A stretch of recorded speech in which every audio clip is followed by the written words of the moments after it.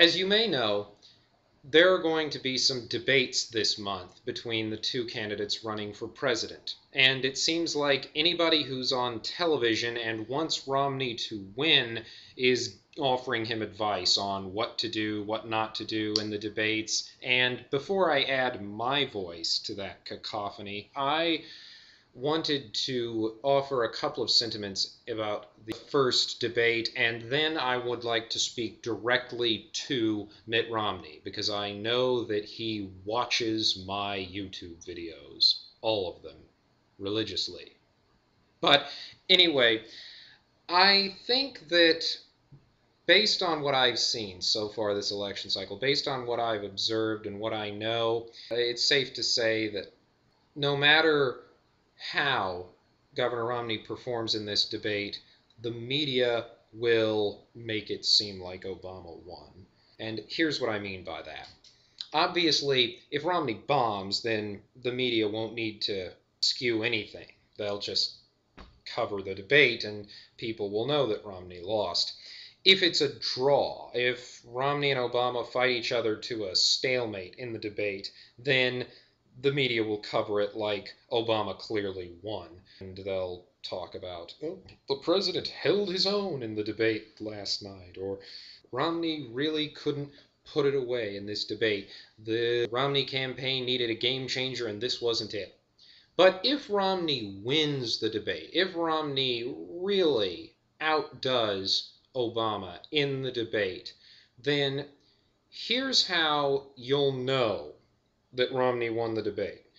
Look for and listen for people who are billed as objective commentators and political analysts, not the pundits who are obviously favoring one side or the other and will say that their guy won. Listen to people who are billed as reporters, analysts, people who are supposed to be just objective journalists. And listen for them to say things like, well, Mitt Romney really needed to deliver a knockout blow tonight to the president, and he did not do that. Or there was no line like Ronald Reagan's "There you go again" in the 1980 debate. Or Mitt Romney really needed to score big tonight. We kept hearing about how this was going to be a game changer for the Romney campaign, and the president held his own. That there was nothing new that the voters could take away from this debate. Neither candidate really wowed the audience. Romney just couldn't close the deal. If you hear anything like that, then you'll know Romney won the debate. Basically, if Romney doesn't get on that stage and slay Obama with a single stone and a slingshot, then the media is not going to acknowledge any sort of victory for him coming out of this debate. And I think we've found that in close races, how the media covers these debates, the talking heads discussing it in the immediate aftermath of the debate, can have just as much an influence over public opinion as what transpires during the debate itself. But this is where I think that the Romney campaign may be making the same mistake it did in the run-up to the conventions, and that is not lowering expectations. The Obama campaign has been trying to lower expectations, and to their credit, the Romney campaign has sent signals that, well, Obama's a good debater, he won the debates in 2008, all the polls reflected that, but you also have all of these surrogates for Romney talking him up in advance of the debate, and I'm worried, because I feel like no matter what, because the media is so egregiously biased in favor of Obama, Romney is vulnerable to that, and people might be misled into thinking that he loses the debate no matter what happens. However, I do have some ideas, and I don't know whether or not Mitt Romney will ever hear them, or if anyone on his campaign will hear them before the debate, but I couldn't in good conscience just not put them out there. I felt like I had to take the chance and offer them because I am very concerned. And, well, Here's what I've got. The auto bailout. I've been saying this for weeks, I think even months now. Anytime the president talks about the auto bailout, and he brings up that thing Mitt Romney wrote an editorial that the New York Times labeled "Let Detroit Go Bankrupt," I want to hear Mitt Romney use the two-sentence argument, and it's airtight. It is an ironclad argument why President Obama did not save the auto industry. He did not rescue the auto industry, and it's very simple. If the purpose of the bailout was to prevent GM and Chrysler from having to go through bankruptcy, then it was a failure because they both did eventually have to go through bankruptcy. And if the purpose was to save the American auto industry and prevent GM and Chrysler from going out of business permanently, then it was unnecessary. And the taxpayer is now out over $20 billion. That's all you have to say. Just those two things. It's airtight. It's ironclad. All the statistics support Mitt Romney on this.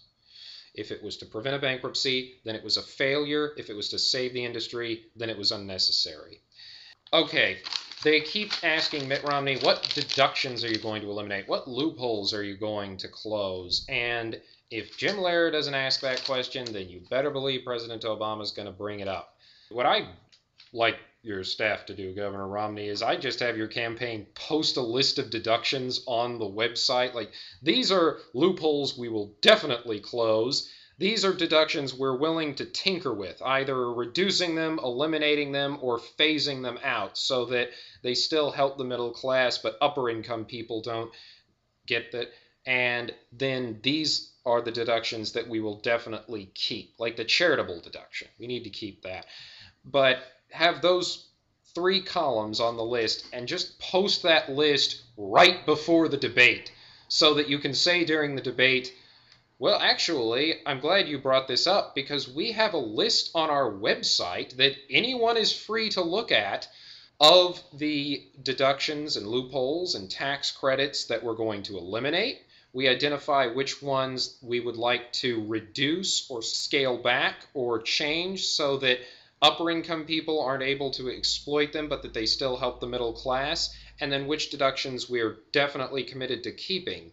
But I understand that I'm not going to get everything I want, and that is, I think, a mistake that this president has made with his take it or leave it approach, which has proved to be hyper-partisan and has only further divided this country at a time when we need to unify and work together to solve the great challenges facing us. You said some version of that in your 60 Minutes interview. I'd like to see you take it to the president. But post that list right before the debate so that when people hear that, then they can get on their computer and go to your website and be like, oh, here's a list. Why didn't I see this before? Just a thought. Oh, and that tax study that they keep pointing to. What's that ad I keep seeing? Yes, this one. This is just one of many ads in which they cite this bogus study from the Tax Policy Center. This one, right here. And that study that supposedly concluded that Mitt Romney would raise taxes on middle-class families by $2,000 a year, turns out they didn't actually score Mitt Romney's tax plan. And they actually admitted that in the study they published. Governor Romney, please print this off and bring it to the debate. This is on page 2. Highlight it so that you can whip it out, and if the president makes reference to this study during the debate, then you can just say, Mr. President, I have the study right here, and they say, we do not score Governor Romney's plan directly. Then cite those credible studies saying that it won't raise taxes on the middle class and that you're not proposing a big income tax cut for higher income people. That's all true. So I would also say put the president on defense with that huge lie he's been telling. Well, one of the huge lies he's been telling about Medicare. We extended the life of Medicare by 8 years, according to the Congressional Budget Office. Okay, that wasn't the president, but it is a lie that the president has been telling about Medicare, and I showed you exactly how to disprove that lie in the video that I put up. All right. Also, as for your plans on Medicare, you say it'll go broke by 2016. That's not true either. In fact, what you could say is that under Paul Ryan's plan, Mr. President, that you attacked as a plan to end Medicare as we know it, which PolitiFact actually called their lie of the year in 2011, he took that $716 billion that you cut out of Medicare and he put it back into the Medicare Trust Fund so that it would be solvent until 2024.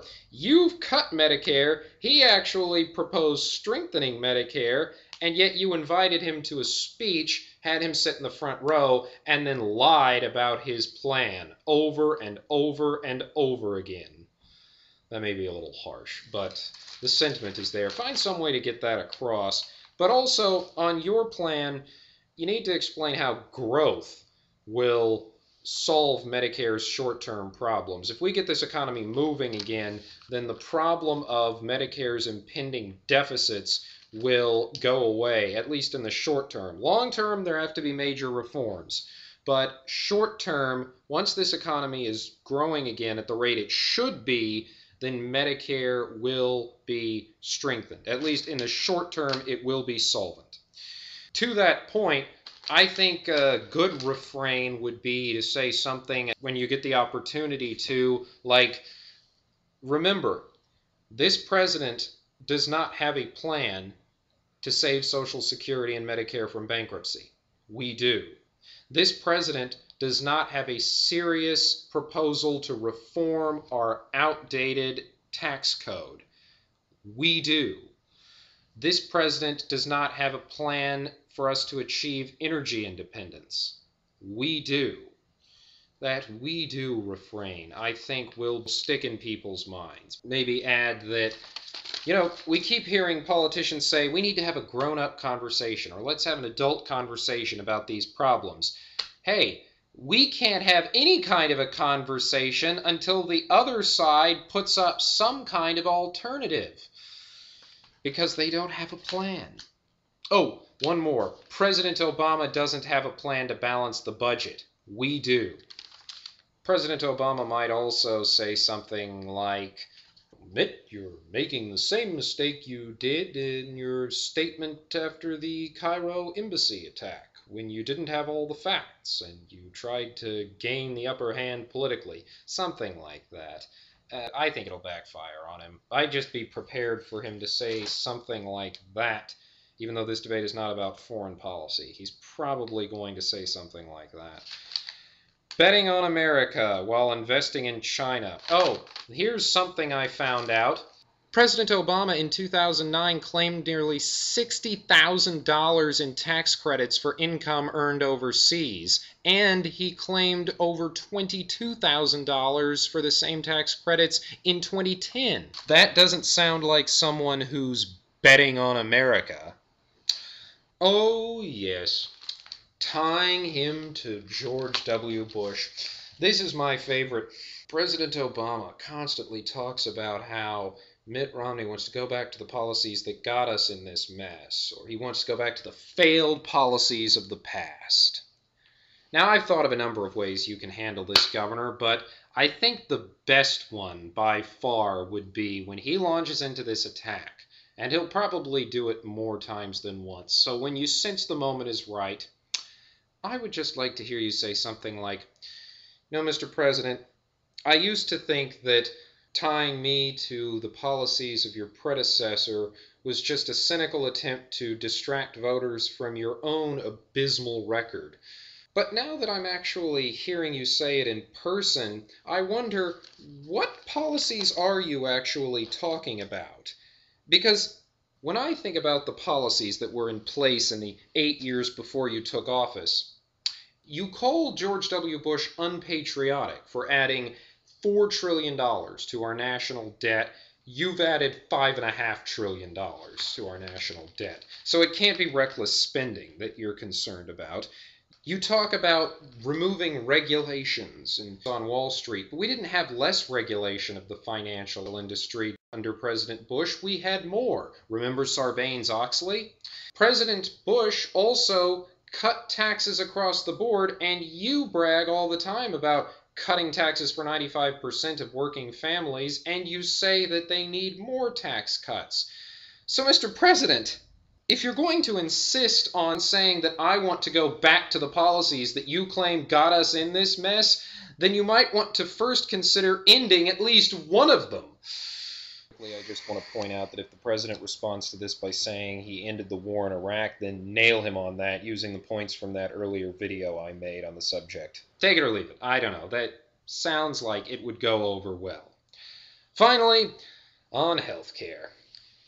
I've heard you say this in one form or another during the primaries. President Obama will say that his health care law was based on your Massachusetts model. What would be your response to the president in that debate? I sure look forward to that, because I'll say, Mr. President, thank you for the compliment, but why didn't you give me a call? Why didn't you pick up the phone and ask me what I'd do differently, what I'd do the same? Why didn't you ask me what the flaws were in the Massachusetts plan? And I think that is a good reaction, but the president will be expecting it. What I would really like to hear you ask him, I'd like to hear somebody ask him, and I certainly don't think the media is going to, is this. If your healthcare law really is modeled after mine, after what we did in Massachusetts, and there are no major differences between your federal healthcare reform and mine, then riddle me this, Mr. President. Who are the idiots who convinced you that you could take a state-specific reform and apply it on the national level without any major substantive changes? I would like an answer to that question. But that's all. Good luck. Oh, and before I close this out, I just want to say, please check out my blog. And also follow me on Twitter, @RightWingGenius. Thanks for watching, and until next time, don't mess with the right-wing genius.